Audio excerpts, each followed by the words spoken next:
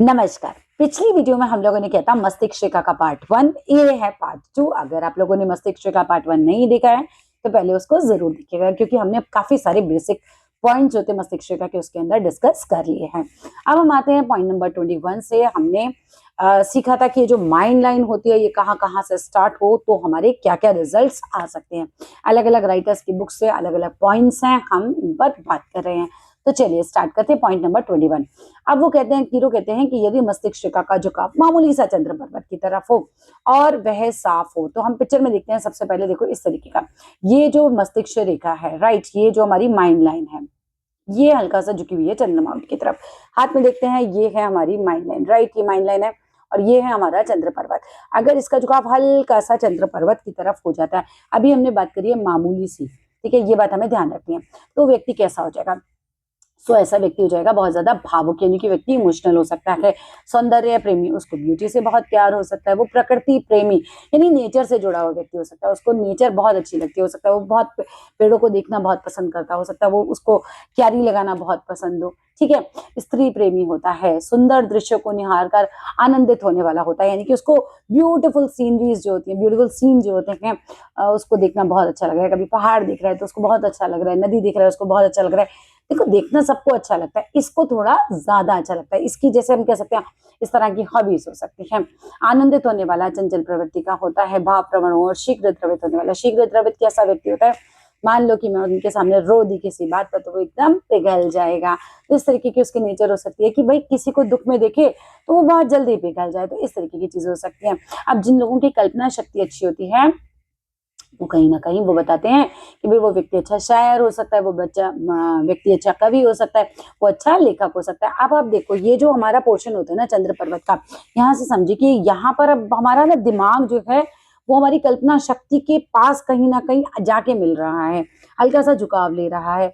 तो जो भी शायर होते हैं, जो भी कवि होते हैं, उनका काम होता है कि वो बहुत सोचते हैं, कल्पनाएं करते हैं और फिर उसको लिखते हैं। तो इस तरीके से हम इस चीज को कनेक्ट कर सकते हैं कि व्यक्ति जब बहुत काल्पनिक हो जाता है, अच्छी इमेजिनेशन होती है, क्योंकि उन्होंने कहा पर्वत अच्छा हो, अगर खराब होगा तो डिप्रेशन दे देगा, लेकिन अगर अच्छा है ये पर्वत, ये रेखा हल्का सा झुकाव लिए हुए है, तो ये व्यक्ति मतलब कहीं ना कहीं शायर हो सकता है, कवि हो सकता है, लेखक हो सकता है। हमें ध्यान रखना है कि अगर पर्वत पर नेगेटिव साइन होंगे तो रिजल्ट चेंज हो जाते हैं। इसके बाद नेक्स्ट पॉइंट देखते हैं, अगर मस्तिष्क रेखा असाधारण रूप से चंद्र पर्वत पे आ रहा आकर नीचे उतरती हुई मणिबद्ध तक आ जाए। सबसे पहले चलो अच्छा पिक्चर में भी दिखा देते हैं, फिर हम आपको अपने हाथ में दिखाएंगे। ये देखिए, ये यहाँ होती है मणिबद्ध रेखा, ये होती है मणिबद्ध रेखा, और ये देखो मस्तिष्क रेखा ऐसे झुककर यहाँ पर इससे मिल रही है, ठीक है। अब हाथ में समझते हैं, ये होती है ब्रेसलेट लाइन होती है ना, ये होती है मणिबद्ध रेखाएं यहाँ पर। अब वो कह रहे हैं मस्तिष्क रेखा ऐसे झुके और आके यहाँ पर मिल जाए। अब हो गया निगेटिव साइन, क्योंकि असाधारण कोई भी चीज होती है यूजुअली, तो यहाँ पर असाधारण तौर पे झुक जाए तो फिर तो वो खराब भी हो जाएगा। फिर वो व्यक्ति कैसा हो जाएगा, हमें थोड़े से पॉइंट्स याद कर लेने चाहिए कि वो व्यक्ति शेख चिल्ली हो जाएगा, मतलब बस ये करूंगा वो करूंगा ऐसा करूंगा वैसा करूंगा, निकम्मा हो जाएगा। शेख चिल्ली आदमी कैसा होता है, निकम्मा होता है, आलसी होता है, नकारात्मक सोच वाला भी हो सकता है। मतलब ऐसे लोगों को ना नेगेटिव थॉट्स बहुत ज्यादा आ सकते हैं, आशंकित रहने वाला हो सकता है वो बहुत कॉन्फिडेंट ही नहीं हो, पता नहीं करूंगा नहीं करूंगा, होगा नहीं होगा, बहुत आशंकित रहने वाला हो सकता है, निराशा पूर्वक पूर्ण जीवन जीने वाला होगा, यानी कि उसकी लाइफ जो होगी वो कहीं ना कहीं बहुत ज्यादा डिप्रेस्ड वो जीवन जी रहा होगा। संदेही होगा, हो सकता है वो व्यक्ति बहुत शक करता हो, असफल रहेगा, दुखी रहेगा, पत्नी पति से भी उससे व्यक्ति की नहीं बनती। कुल मिलाकर मस्तिष्क रेखा अगर मणिबद्ध तक जा रही है तो बहुत नेगेटिव पॉइंट्स यहाँ पर आ जाते हैं। व्यक्ति असफल भी हो रहा है, व्यक्ति के घर में भी उसकी नहीं बन रही है, व्यक्ति जो है शेख चिल्ली भी हो रहा है, वो आलसी भी हो रहा है, वो निकम्मा भी हो रहा है ना, और कहीं ना कहीं शक्की भी हो रहा है, और क्या लिखा है कि आत्महत्या भी कर सकता है। जब चीजें बहुत नेगेटिव के साइड चली जाती हैं तो हम कह सकते हैं ऐसा व्यक्ति आत्महत्या भी कर सकता है। कुंडली में चंद्र कमजोर होगा। अगर आप देख रहे हो कि मस्तिष्क रेखा झुक के बिल्कुल यहाँ पर ब्रेसलेट लाइन पर यानी मणिबद्ध पर मिल रही है आके, तो ऐसे व्यक्ति की कुंडली में उसका चंद्रमा कमजोर हो सकता है। राहु केतु या शनि के अशुभ प्रभाव आपको उसकी कुंडली में देखने के लिए मिलेंगे। चलिए नेक्स्ट पॉइंट पे आते हैं, यदि मस्तिष्क रेखा चंद्र पर्वत पर गिरती हो परंतु रुक जाती हो, आगे बढ़कर मणिबद्ध तक नहीं पहुंचती हो। पिक्चर में देखते हैं, ये देखिए, ये इस तरफ जा तो रही है, इस तरफ जा तो रही है लेकिन मणिबद्ध तक नहीं मिल रही है, यानी कि इस तरफ झुक तो गई काफी लेकिन मणिबद्ध तक यानी ब्रेसलेट लाइन तक नहीं जाती है। तो ऐसे में क्या होता है, ऐसा व्यक्ति ऐसा व्यक्ति कल्पना जीवी हो जाता है, मतलब इमेजिनेशन बहुत बढ़ जाएगी, आशंकित होगा, मतलब कॉन्फिडेंट नहीं हो सकता, कमजोर मनोबल वाला होगा, यानी कि उसका जो डिटर्मिनेशन है वो बहुत ज्यादा वीक है, विल पावर वीक है हम कह सकते हैं, बहुत ज्यादा शीघ्र टूट जाने वाला। आप व्यक्ति थोड़ी टूटेगा, उसका मनोबल टूट जाता है कहीं ना कहीं। और या रो पड़ने वाला होता है ना, कई लोग तो बहुत ही जल्दी रो पड़ते हैं, तो रो पड़ने वाला, इमोशनल ज्यादा हो जाएगा, अति भावुक हो जाएगा, काम से जी चुराने वाला हो जाएगा, आलसी हो जाएगा, कमजोर हो जाएगा, बुद्धि कमजोर हो जाएगा, कमजोर शरीर वाला होगा, और नकारात्मक निगेटिव सोच वाला होगा, या निराशावादी भी ऐसा व्यक्ति होता है। भविष्य के प्रति संदिग्ध रहता है और भयभीत रहता है। ऐसे व्यक्ति को क्या लगता रहेगा कि पता नहीं भविष्य में मेरे साथ क्या होगा, मैं क्या कर पाऊंगा, उसको वो पता पॉजिटिव नहीं है, वो कहीं ना कहीं निगेटिव सोचे जा रहा है। आप ये समझो कि मस्तिष्क रेखा का इस पर्वत की तरफ ज्यादा झुकना, या तो कहीं ना कहीं अगर पर्वत बहुत पॉजिटिव है तो आपको शायर, कवि, इस तरह की चीजें बना सकता है, कहानीकार आप बन सकते हो। लेकिन अगर कुछ भी निगेटिव होता है और ये ज्यादा ऐसे झुकती हुई जा रही है तो ये चीजें फिर निगेटिव हो जाती हैं। ऐसे लोग ना प्लानिंग बहुत कर लेंगे, एग्जीक्यूशन नहीं होता इन लोगों का, और कॉन्फिडेंस इनके अंदर डेफिनेटली नहीं होता, डिप्रेशन की तरफ जाती है जब ये रेखा इस तरफ झुकती होती है। तो नकारात्मक सोच वाला बहुत ज्यादा हो जाता है, निराशावादी, नकारात्मक सोच वाला, तो कैसा होगा, डिप्रेसिव होगा व्यक्ति। ठीक है, नेक्स्ट में क्या कहते हैं, कीरो कहते हैं मस्तिष्क रेखा दाएं हाथ में सीधी प्रजापति पर्वत, यानी बुध के नीचे जो पर्वत है, यहाँ देखिए ये जो है ना, ये जो लाइन है हृदय रेखा की, इसके जस्ट नीचे ये जो पर्वत है ना, यहाँ इसको मंगल पर्वत भी बोलते हैं, और ये ही प्रजापति पर्वत भी है। मतलब जैसे मेरा नाम निधि भी हो सकता है, घर में कोई मुझे पूजा कहता हो, तो मतलब जगह वही है, नाम भले ही अलग अलग है। यदि मस्तिष्क रेखा दाया मतलब सीधा हाथ, राइट हैंड में सीधी प्रजापति तक जाती हो, मतलब ये लिख के और ऐसे आप ऐसे इसको यहाँ पर पहुंचा दीजिए।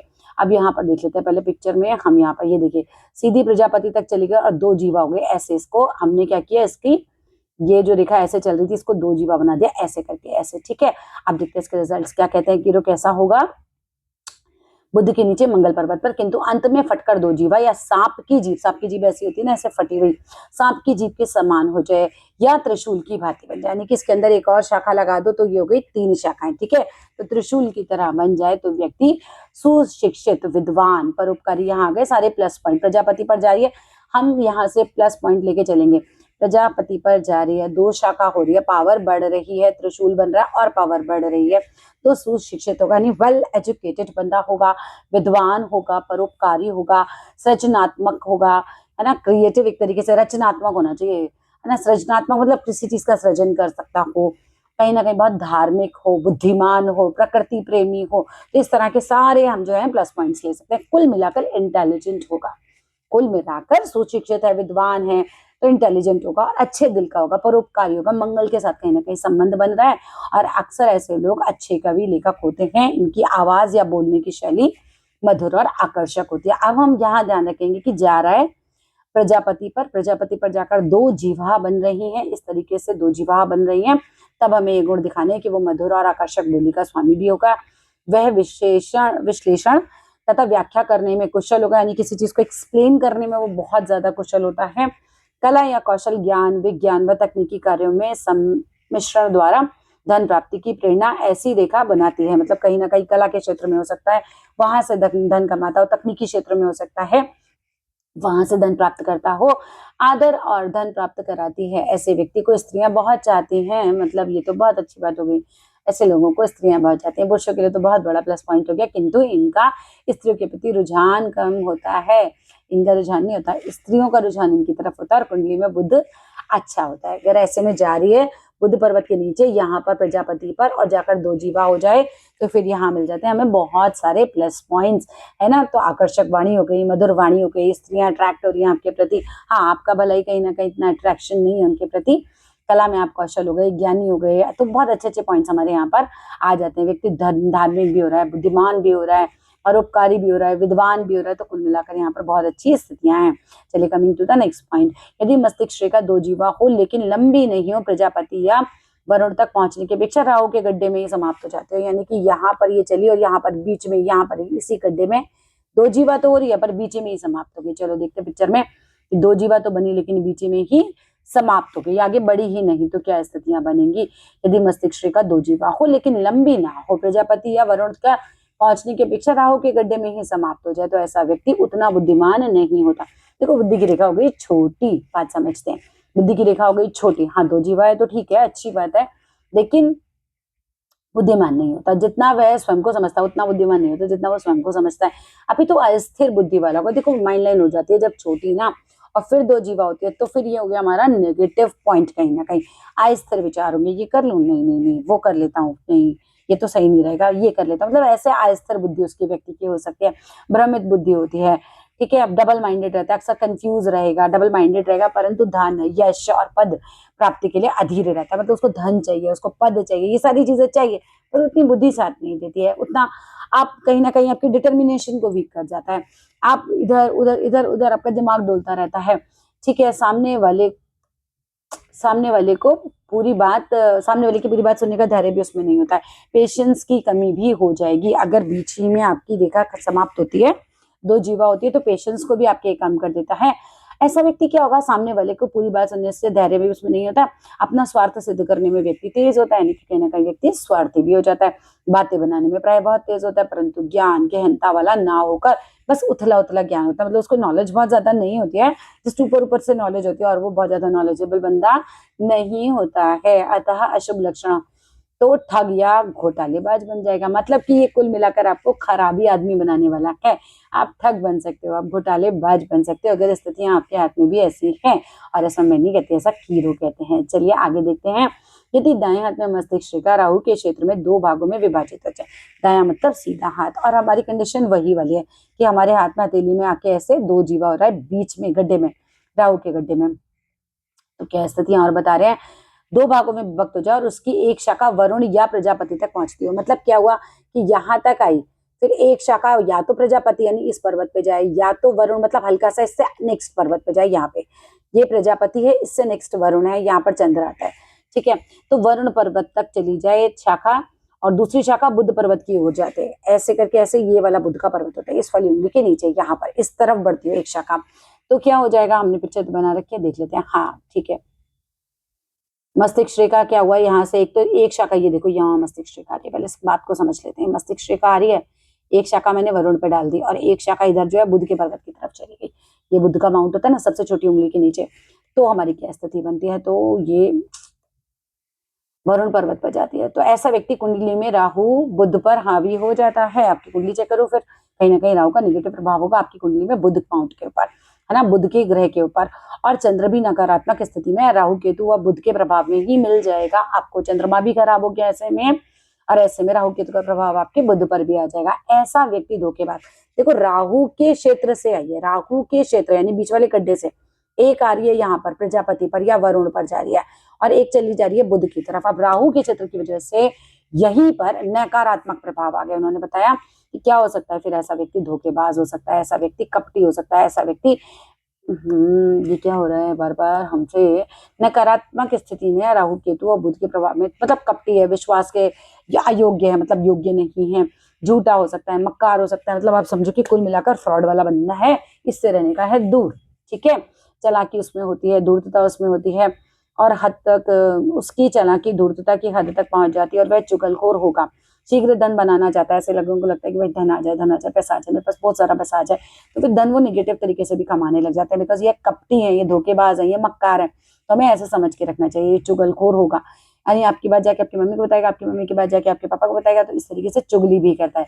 शीघ्र धन बनाना चाहता है, इसको लगता है कि बहुत जल्दी पैसा बन जाए। आप शीघ्र धन बनाना है तो निगेटिव तरीकों से बनाएगा, वो जुआ भी खेलेगा, वो लॉटरी भी खेलेगा, वो सट्टा भी खेलेगा, वो रेस में पैसा लगा देगा, जैसे घोड़ों की रेस नहीं होती है, शेयर्स में पैसा लगा सकता है, पैसा खर्च करते रहने वाला होता है इन सब चीजों में। यानी कि कुल मिलाकर राहु के क्षेत्र वाली ना रेखा खराब गई, इस मामले में नुकसान नहीं उठाता, आप इसको फायदा भी नहीं हो रहा कहीं ना कहीं, ठीक है, नुकसान नहीं उठाता। ऐसे व्यक्ति को किसी का धन ले ले तो लौटाता नहीं है। तो ऐसे लोगों को हमें क्या करना है, हमें ऐसे लोगों का हाथ देखना है और फिर धन इन्हें नहीं देना है, क्योंकि हमारा धन ये कभी भी नहीं लौटाएंगे, राइट। आधा अधूरा देगा, अगर बहुत मांगोगे भी तो कितना देगा, आधा अधूरा सा दे देगा, किस्तों में दे देगा, कहते थोड़ा अभी रख लो, फिर थोड़ा बाद में ले लेना, फिर थोड़ा और बाद में ले लेना। वह लोगों को ठगना, धोखा देने, वह बेवकूफ बनाने में ही अपना दिमाग प्रयोग करता है। मतलब उसकी बुद्धि कहाँ चल रही है, क्योंकि राहु का प्रभाव आ गया तो बुद्धि जो है ना खराब हो गई, भ्रमित हो गई कहीं ना कहीं। तो अब वो गड़बड़ करा रही है उससे, और बुद्धि का मतलब राहु का संबंध बन गया बुद्ध से, तो वो बुद्धि को भ्रमित कर रहा है, बुद्धि को खराब कर रहा है। आपको कह रहा है इसको धोखा दे दो, आपको कह रहा है इसका पैसा मार लो, आपको कह रहा है कि रेस लगा बेटा, जुआ खेल। क्योंकि राहु को ना क्या चाहिए था, राहु को बहुत कुछ चाहिए होता है। राहु का ना पेट नहीं भर रहा है एक तरीके से समझ लो, तो राहु पेट तो है ही नहीं, खैर उसका दिमाग सर ही सर है, मतलब पेट नहीं भर रहा, मतलब राहु जो है ना उसको बहुत सारी चीजें चाहिए होती है। उसको एक गाड़ी मिलेगी तो बोलेगा मुझे दूसरी भी चाहिए, फिर तीसरी भी चाहिए, तो ऐसे आपको ना बहुत ज्यादा ही इस तरीके का बना देता है। तो यहाँ पर भी वही स्थितियां बन रही है। अब यहाँ पर क्या हो रहा है, राहु के क्षेत्र में मस्तिष्क रेखा समाप्त हो रही है। मस्तिष्क रेखा मतलब कि भाई हमारा माइंड जो है वो कहीं ना कहीं गलत चीजों में वो लगवा देगा। चलिए आगे चलते हैं। यदि मस्तिष्क रेखा सुंदर, साफ, सीधी, गहरी हो, प्रजापति पर्वत तक पूर्ण स्थिति में हो। प्रजापति का पर्वत हमने बताया आपको यहाँ पर, ये हृदय रेखा के बाद यही जो मंगल का क्षेत्र है। मस्तिष्क रेखा सुंदर हो, साफ हो, सीधी हो, गहरी हो और प्रजापति पर्वत तक पूर्ण स्थिति में हो, किंतु राहु क्षेत्र के आसपास से मस्तिष्क रेखा से एक शाखा निकलकर वरुण पर्वत पर चली जाए, मतलब यहाँ से एक शाखा निकले और वो हल्का सा वरुण पर चली जाए। ये तो प्रजापति पर जा रही है, यहाँ से शाखा वरुण की तरफ, इस पर्वत की तरफ चली जाए तो क्या होता है, व्यक्ति बहुत महत्वाकांक्षी हो जाता है, बहुत एम्बिशियस हो जाता है। कहीं ना कहीं वह चाहता है कि लोग उसे सम्मान और महत्व दें, इस चीज की इच्छा बहुत बढ़ जाएगी। उसे सुने, उसका सत्कार करे, वह स्वयं विशिष्ट होगा, सभ्य होगा और सबको आदर सम्मान देने वाला होता है। सुशिक्षित होता है, अच्छा पढ़ा लिखा होगा, विद्या प्रेमी होगा, स्व अध्याय करता होगा, नहीं खुद पढ़ता होगा, बैठकर अध्ययन प्रिय होगा, उसको पढ़ना बहुत अच्छा लगेगा। मतलब आप सोचो राहु के क्षेत्र पे यहाँ पर क्या हो रहा है, यहाँ पर ये रेखा पूरी की पूरी यहाँ जा रही है, राहु के क्षेत्र से बस एक रेखा कट के वरुण के पर्वत तक जा रही है। तो ये सारे पॉजिटिव पॉइंट आ गए। अब वो अध्ययन प्रिय बन गया, मेहनती बन गया, कलाकार होता है, अपनी बात का पक्का होता है, सदैव कुछ नया खोजने या करने की फिराक में रहता है। उसको लगता है कि कुछ मैं नया करूं, कुछ इनोवेटिव करूं। उत्तम सलाह देने वाला होता है, यानी कि ऐसे लोगों की एडवाइस भी बहुत अच्छी रहती है और वह लोगों से इस बात की मान्यता या प्रशंसा चाहता है। ये देख रहे हैं, ये देखिए अब यहाँ पर हमारा क्या हुआ, ये रेखा चली और ये रेखा सीधा प्रजापति तक पहुंची, एक शाखा राहु के क्षेत्र से निकली और वरुण पे पहुंच गई। ठीक है, चलो आगे देखते हैं। यदि दाएं हाथ में ऐसी रेखा जैसे ऊपर ये दिखा रखे सीधे हाथ में कोई शाखा राहु क्षेत्र के आसपास से मस्तिष्क रेखा से निकलकर चंद्र पर्वत पे आ जाए, अभी तुमने वरुण के क्षेत्र पे भेजी थी, अब आ जाओ इस शाखा को लेकर ऐसे चंद्र पर्वत पे आ जाए। ठीक है, ये जो शाखा है जो वरुण पर्वत पे गई है चंद्र की तरफ चली जाए तो क्या होगा, मस्तिष्क रेखा से निकलकर चंद्र पर्वत पर आ जाए तो यह उत्तम लक्षण नहीं माना जाता। चंद्र से संबंध, राहु चंद्र का संबंध अच्छा नहीं माना जाता। चंद्र पर्वत पर मस्तिष्क रेखा का या उसकी शाखा का नीचे गिरना या उतर आना सदैव नकारात्मक यानी कि निगेटिव प्रभाव ही देता है। यद्यपि ऐसा व्यक्ति कला और प्रकृति का प्रेमी हो सकता है। आप चंद्र पर्वत को ना कला से जोड़ो, आप चंद्र पर्वत को प्रकृति से जोड़कर देखो, सौंदर्य से जोड़कर देखो, काव्य से जोड़कर देखो, शायरी से जोड़कर देखो, गीत संगीत लिखने से जोड़कर देखो, आपको ऐसे ही समझ में आ जाएगा कि माइंड लाइन का संबंध अगर चंद्र से बन रहा है तो ये व्यक्ति इस तरह का हो सकता है। ठीक है, किंतु विशेष उन्नति प्राप्त नहीं कर पाता क्योंकि कल्पनाशील ज्यादा बन जाता है और प्राय साधारण सा ही रह जाता है। यानी मस्तिष्क रेखा उसकी शाखा यहाँ से चंद्र पर्वत पर आ रही है। यदि चंद्र पर्वत की स्थिति शुभ नहीं होगी तो ऐसा व्यक्ति आवेशी हो जाएगा, बहुत जल्दी आवेगी हो जाएगा, गुस्सा बहुत तेज हो जाएगा, उन्मादिया कहते हैं सनकी सा हो जाएगा। चलिए नेक्स्ट पॉइंट देखते हैं। भावनात्मक असंतुलन आ जाएगा, मनोरोग की प्रबल संभावना रहती है। मनोरोग का मतलब होता है साइकोलॉजिकल प्रॉब्लम्स जो हो जाती है लोगों को ना, उसका इनको प्रॉब्लम हो सकती है। चक्कर आना, सिर में दर्द होना, मूर्छा आ जाना यानी बेहोश हो जाना संभव होता है। दौरे की बीमारी भी हो सकती है। चलिए आगे देखते हैं।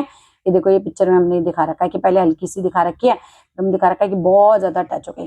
किसी के हाथ में मस्तिष्क रेखा पर राहु क्षेत्र के आसपास से बहुत सी शाखाएं निकलकर नीचे चंद्र पर्वत की ओर तथा केतु की ओर भी आ जाती हूँ, दिखा रखा है। देखो पिक्चर में, ये देखिए यहाँ पर क्या है, पहले पिक्चर समझ लेते हैं कि एक मस्तिष्क रेखा है और उससे बहुत सारी ऐसे शाखाएं निकल रही हैं और ये देखिए इस पर्वत की तरफ ये झुक रही हैं। बहुत सारी शाखाएं हमने निकाल के दिखा रखी हैं आपको।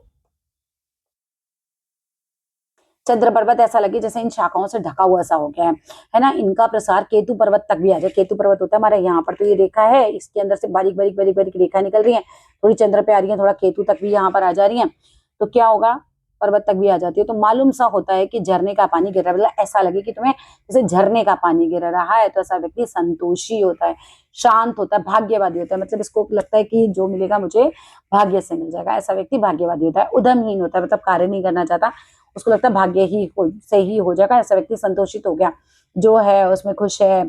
ठीक है, बहुत ज्यादा एफर्ट नहीं मारेगा, फिर ऐसा आदमी संतोषी सा हो जाएगा। बिना परिश्रम के ही जो कुछ भाग्य से प्राप्त हो जाएगा बस उसी पे निर्वाह कर लेगा और परिणामता उसके घर में अशांति और कलह रहता है। अब आप एक बात समझो कि आप भाग्यवादी हो गए, आपने ना ऐसे मान लिया कि भाई जो मिलेगा मुझे भाग्य से मिल जाएगा और जो मिल रहा है उसी में मैं खुश हूँ। तो कई बार घर वाले तो नहीं चीजों को एक्सेप्ट करते ना, वो तो कहते हैं भाई मेहनत करो, कुछ और अर्न करो, कुछ ज्यादा बेटर करो। पुत्र कम होते हैं ऐसे लोगों के, अच्छा पुत्रियां अधिक होती हैं, अच्छा वादक बन सकता है, अच्छा गायक हो सकता है, कला के क्षेत्र में ये चीजें अच्छी हैं।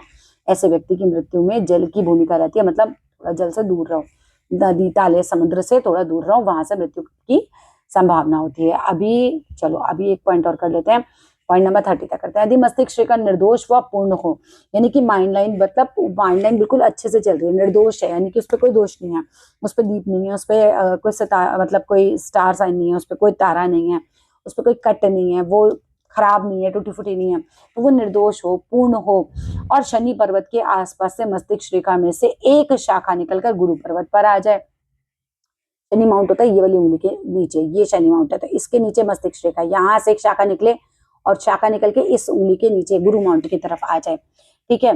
परंतु शाखा स्पष्ट हो, सीधी हो, पतली हो, गहरी हो, और बहुत अच्छे लक्षण, ये बहुत अच्छा लक्षण है। अच्छा, शनि माउंट के नीचे से मस्तिष्क रेखा से एक रेखा निकले और गुरु माउंट की तरफ चली जाए, तो बहुत अच्छा लक्षण है, वो कहते हैं। और मस्तिष्क जीवन या भाग्य रेखा से गुरु पर्वत की ओर आने वाली निर्दोष शाखा सदैव ही शुभ होती है। वो कहते हैं चाहे मस्तिष्क रेखा से आए, चाहे जीवन रेखा से आए, चाहे वो भाग्य रेखा से आए, ये रेखाएं ऐसी शुभ प्रभाव देती हैं। ऐसा व्यक्ति सुशिक्षित होता है, अच्छा पढ़ा लिखा होता है, बुद्धिमान होता है, ज्ञानी होता है, गुरु के साथ संबंध बन रहा है, बेसिकली बहुत विद्वान होगा, गुणग्राही होगा, न्यायप्रिय होगा, परोपकारी होगा, दयालु होगा, उच्च विचारों वाला होता है। ऐसे व्यक्ति के विचार बहुत अच्छे होते हैं, धार्मिक होते हैं और आध्यात्मिक व्यक्ति होता है। अपनी विद्या और ज्ञान के बल पर शास्त्रार्थ करता है, उपदेश देता है, तर्क करता है, तर्क व वचन आदि से धन कमाता है। कुछ लोग होते हैं जो कथावाचक टाइप होते हैं, तो वो वाचक भी हो सकता है। अच्छा, ठीक है। समाज में प्रतिष्ठित यश, पद व सम्मान प्राप्त करता है, सुखपूर्वक जीवन व्यतीत करता है, उसकी अभिलाषाएं पूर्ण होती है, यानी कि जो भी इच्छाएं हैं वो पूर्ण होती है। देखो जीवन रेखा से भी कोई रेखा ना अगर निकलकर गुरु पे जाती है, उसकी इच्छाएं भी पूरी होती है। मस्तिष्क रेखा से जा रहा है, उसकी इच्छाएं भी पूरी होती हैं, अभिलाषाएं पूरी होती हैं, परंतु उसमें गर्व निहित रहता है, यानी कि थोड़ा सा, हमने वही बात पहले भी की थी, घमंड वाली भावना थोड़ी सी आ जाती है, परंतु ये गर्व निहित रहता है जो अहंकार को बढ़ावा दे देता है। तो आज देखो इतना ही करते हैं वीडियो में, और अब पॉइंट नंबर 31 से हम करेंगे नेक्स्ट वीडियो में, थोड़ा छोटा छोटा रखेंगे जिससे कि समझ भी अच्छे से आएगा और आपका टाइम भी बहुत ज्यादा नहीं लगेगा। वीडियो अच्छी लगे तो जरूर लाइक कीजिएगा, शेयर कीजिएगा, सब्सक्राइब कीजिएगा। Thank you.